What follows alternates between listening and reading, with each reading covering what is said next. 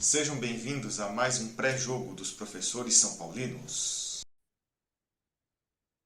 Saudações, torcedores são paulinos, torcedoras são paulinas. Mais um vídeo aqui dos professores são paulinos, seu professor japonês. Venho trazer para vocês aí o pré-jogo de São Paulo e Bahia e uma análise aí das contratações do São Paulo, né, ou possíveis contratações que o São Paulo está fazendo essa semana, certo? Só que antes, né, pessoal, não se esqueçam de passar no nosso perfil lá no Instagram, @professores São Paulinos.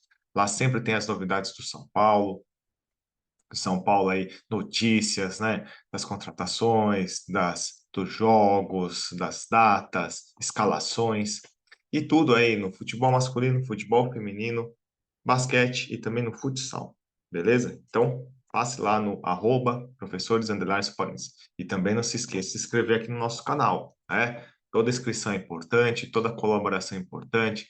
Comentem, é, compartilhem, dê o seu like aos nossos vídeos, se inscrevam para ajudar a fortalecer nosso canal, a gente aumentar a nossa popularidade aí e poder, né, chegar a mais pessoas e conseguir aí uma rendinha extra também, beleza?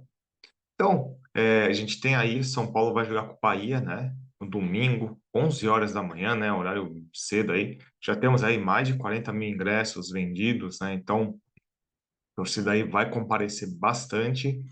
E o São Paulo vem aí, né, dessa semana aí meio azeda aí, né? Começou já com aquela derrota lá no Cuiabá no final da semana passada e agora teve a derrota para o Corinthians aí na Copa do Brasil e vai ter que se reabilitar no Campeonato Brasileiro, né? Fazer pontos. O Bahia não é um time que não vem bem, né? Até a torcida já tá pedindo pro técnico ser mandado embora, né? Então tem toda uma questão aí também de alguns problemas. Tudo indica que o São Paulo vai escalar o que tem de melhor, né? Temos aí suspensões, né, do Dorival, do Caleri e do Luciano, né? Nas contusões, temos aí os jogadores que já estavam aí contundidos, né? Mais o Patrick Lanza, né, que machucou o tornozelo essa semana. E então tudo indica aí que o São Paulo vai jogar com a base titular, né? Com o time titular aí de sempre, mas com um ataque aí mexido aí com algumas situações. Vamos ver a nossa escalação aí? Então, ó, a gente sempre traz aqui a nossa escalação. Vamos ver aí, ó. Então, olha só. O São Paulo joga, né, o esquema tático, aquilo que a gente já conhece, né, uma variação entre 4-4-2, 4-3-3, 4-5-1, 4-2-3-1, não muda muito o estilo. Tudo indica que na defesa jogue o Rafael no gol, né? É meio natural isso. O Rafinha joga na lateral direita.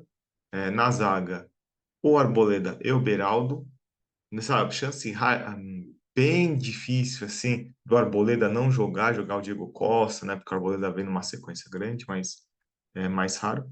Na lateral esquerda, foi cogitada uma dúvida aí entre o Caio Paulista e o Wellington. Eu acho que vai jogar o Caio Paulista, acho que o Dorival não vai sacá-lo mesmo com a falha lá no jogo do Corinthians, eu acho que ele vai permanecer como titular ainda, que o Wellington, né, ele vem jogando, só entrou no jogo do Santos, né, não tá com tanto ritmo assim. Ou talvez comece jogando o Wellington e no segundo tempo entre o Caio Paulista, é uma possibilidade. No meio-campo, tudo indica que vai jogar o meio-campo aí parecido com o que jogou com o Corinthians, né, com o Pablo Maia, o Alisson aí como um segundo homem aí, segundo volante, aberto pela direita o Wellington Rato e na meia aí, esquerda, ou o Nestor ou o Araújo, né? O Araújo foi mal, o Nestor saiu machucado do jogo, né? Mas ele já conseguiu treinar, foi só uma pancada, então ele pode jogar. Então vai ficar na dúvida entre esses dois jogadores aí. E no ataque que a gente tem a questão.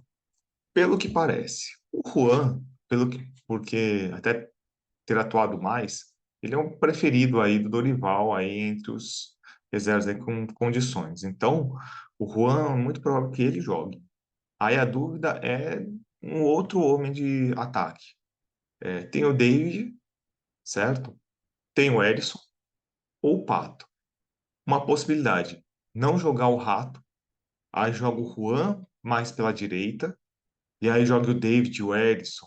Eu acho que assim, desses que estão aí em dúvida, o Pato é o mais difícil de começar jogando, porque é o que está com, acho que, menos condição física. O Erisson é o que tem a característica mais parecida com o Caleri, então é o que, né, tem uma certa possibilidade. Eu gostaria de ver o David e o Erisson jogando juntos, né? E o Juan ficando no banco ou jogando pela direita no lugar do Wellington Rato, que também não vem muito bem. Mas essa possibilidade, e pode ser que o Pato comece jogando e seja substituído ao longo da partida. Beleza? Então essa é a, é a nossa perspectiva de escalação para o jogo contra o Bahia. Palpite. Eu acho que empurrado pela torcida, motivado pelas notícias da semana, né, de contratações e tudo mais, talvez até o Rames Rodrigues já seja apresentado, já esteja lá no Morumbi, lá tal. Eu acho que o São Paulo consegue vencer o jogo, né? O Bahia vem num mau momento, a torcida vem criticando muito o treinador, então pode ser para a gente ceifar a sorte aí do treinador do Bahia. Então, eu acho que o São Paulo vence por 2-0, certo? Vamos falar um pouquinho sobre as contratações, né? São Paulo, essa semana, a gente teve duas notícias aí, né? A contratação, né, do Ramos Rodrigues, né? Praticamente só falta a assinatura, e a possível contratação do Lucas Moura, né? Na minha opinião, são contratações de perfis diferentes, né? O Ramos Rodrigues é um jogador consagrado, jogou Copa do Mundo, jogou no Real Madrid, jogou no Bayern, foi titular na carreira dele, né?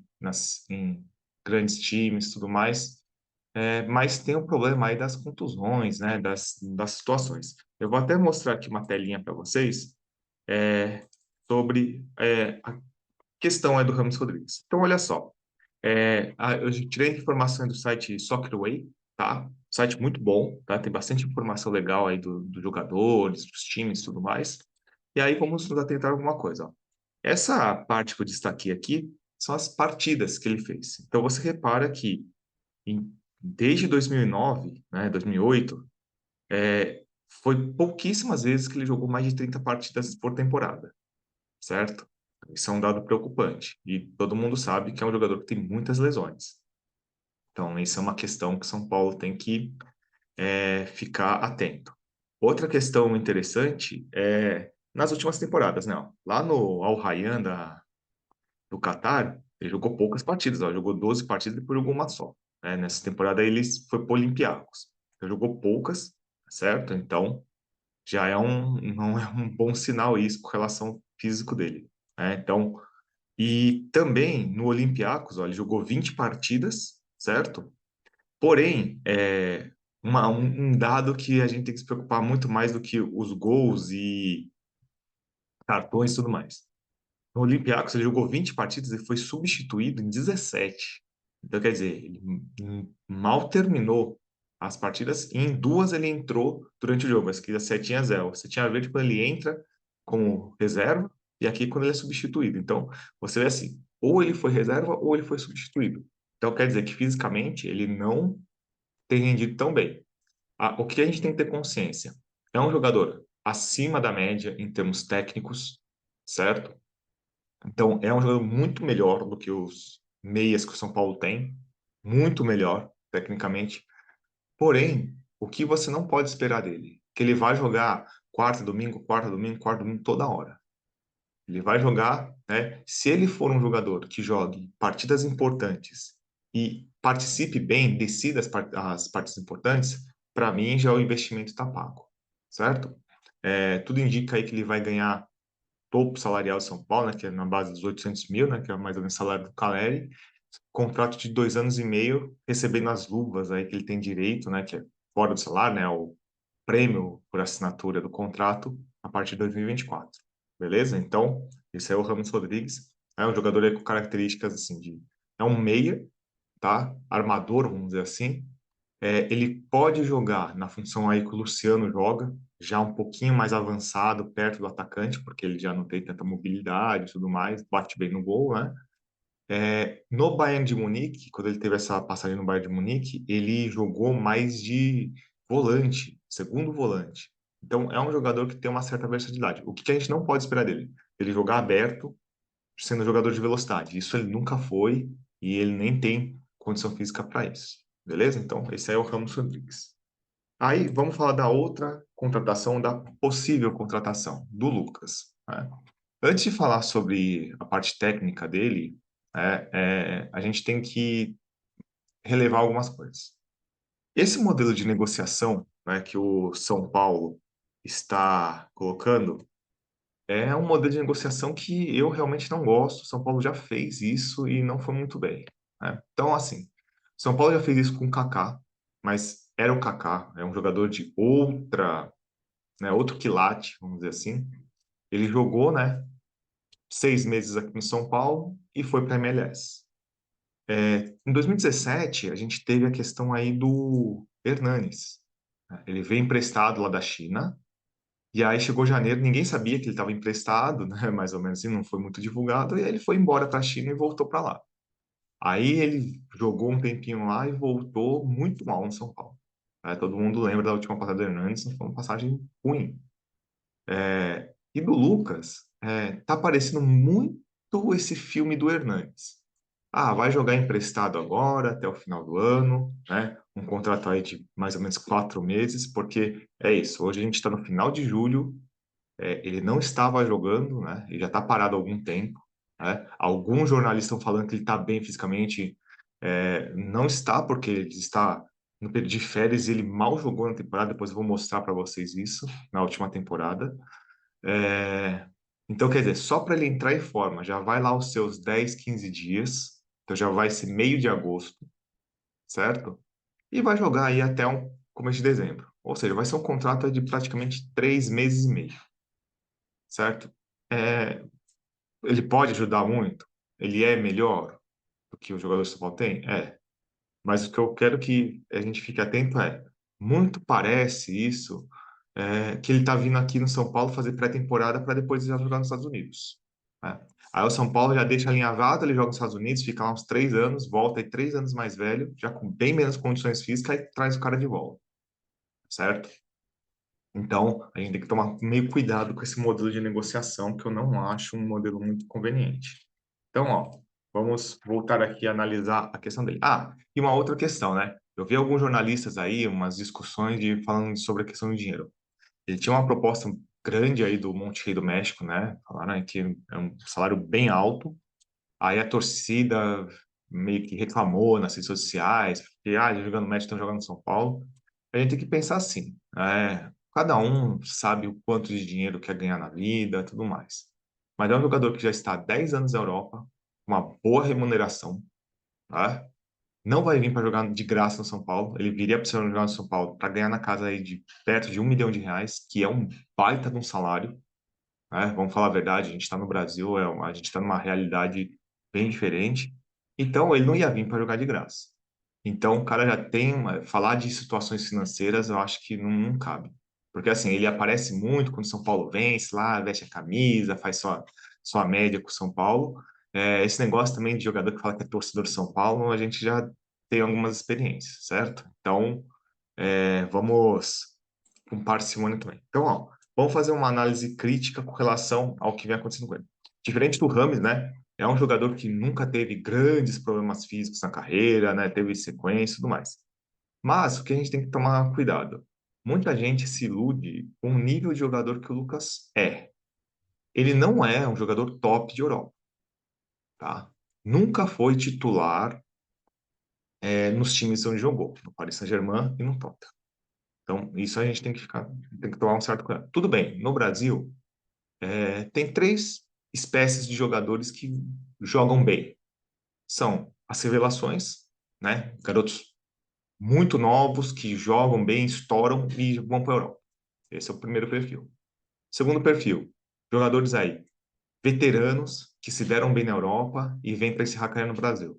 Aí, mesmo sendo veteranos, os jogadores fazem muita diferença. Atualmente aqui a gente pega o exemplo do Suárez, né? Extremamente veterano, contundido, né, com problemas, e mesmo assim ele faz muita diferença lá no Grêmio. E jogadores que vão para a Europa, fracassam na Europa, né, não fazem sucesso na Europa e voltam como craques no Brasil, né? Aí tem um monte de jogador aí, vários exemplos aí que você vê aí em vários times. Então, são jogadores que recebem salários altíssimos, mas não estouraram na Europa. E aí volta no Brasil, como o nível é bem mais baixo, e estoura no Brasil. Mas são craques, considerados craques, deuses aqui no Brasil. Aí você pega um monte. O Lucas, ele pode entrar nesse perfil aí. né? Ele já é mais veterano, mas também nunca fez um sucesso. Porque a pessoa fala assim, ah, mas ele jogou bem. No Paris Saint-Germain, me fala uma passagem boa aí dele. Em 6 anos que ele ficou lá, né? Ele ficou ó, de 2012, 2013 até 2017, 2018. Você não lembra de algumas coisas assim, tão relevantes. No Tottenham, as pessoas só lembram de um jogo. Daquele jogo que ele fez 3 gols com o Ajax, né? Ele entrou para a história do Tottenham, porque o Tottenham foi para a final da Champions. Mas, fora isso, você pega aí de 2018, 2019 até 2023, que mais? Uma outra partida, eu lembro de uma partida que ele fez contra o Manchester United, numa estreia lá de campeonato inglês, que ele jogou bem e tal. O recorte ele é muito pequeno, né? Quando o jogador ele é muito bom, a gente lembra de muitas coisas. Quando a gente lembra só de coisas bem pequenas, pequenas não, mas específicas, quer dizer que o cara não fez coisas tão relevantes. Então, essa é uma questão. Mas é o que eu falei. No Brasil, um jogador do nível do Lucas faria muita diferença. Isso é um fato. Mas vamos se tentar ao último detalhe. Reparem a última temporada que eu coloquei aqui, certo? Olha, ele entrou em campo 15 vezes pelo Tottenham, certo? 15 vezes. As 15, ele entrou durante o jogo. Então, ele não foi titular em nenhuma partida, certo? Então, atente a esse detalhe. Lembra da declaração do Conte. Ah, ele é um jogador, ele é uma pessoa muito legal, tal, mas a gente não pode contar com ele. Falando sobre a questão física dele. E aí ele jogou, né, 4 jogos aí pela o Tottenham 2, lá, um time sub-23 do Tottenham, certo? Aí fez 3 gols, né, também, né, no time sub-23, o cara que é profissional, né, também, né, vamos lá. Então quer dizer o quê? Ele jogou muito pouco, ó, reparem a minutagem, que é esse número aqui. Ele jogou 139 minutos no time titular do Tottenham. 139 minutos dá menos que 2 partidas inteiras nessa temporada. Aí a minutagem dele no time B lá do Tottenham, lá no Sub-23, aí ela é um pouquinho mais alta. Mas é isso, ó. O cara não jogou é, 500 minutos. Ele não jogou 6 partidas inteiras nessa temporada. Então, alguns jornalistas vendendo, falando que ele tá bem fisicamente, eu não sei. Um jogador que em um ano joga um total de menos de 6 partidas, estar bem fisicamente é estranho, certo? Então, vamos tomar cuidado, né? Eu acho assim, que sempre quando cogitou-se o nome dele, ele sempre fala em voltar para São Paulo, blá, blá, blá, blá, blá, mas sempre São Paulo é a segunda opção, terceira opção, né? Agora, o São Paulo vai ser a segunda opção, porque ele vai assinar com um contrato com um time americano e vai jogar esses 6 meses aí no São Paulo sem muito compromisso, vamos dizer assim. Então, pessoal, temos que tomar cuidado para não ficar também endeusando os caras, né? Porque aí depois você vai se decepcionar, você vai xingar, você vai, né? Lembre do caso do jogador lá que é presidiário na Espanha, certo? Então, vamos com parcimônia, mas lógico, vamos torcer se vier, vamos torcer para que ajude o São Paulo a conseguir bons resultados e conseguir grandes situações, né? É o que a gente torce para o bem do São Paulo, não para o bem de jogadores, certo?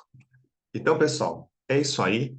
Grande abraço, até o próximo vídeo. A gente volta logo, logo aí com o pós-jogo de São Paulo e Bahia. E espero que seja um pós-jogo de vitória e de um grande jogo aí do Tricolor. Tá certo? Grande abraço, pessoal. E seja aí com contratações bombásticas, seja com jogadores operários. Vamos, São Paulo. Até mais. Obrigado por nos assistir. Se inscrevam no nosso canal e nos sigam no Instagram. Grande abraço.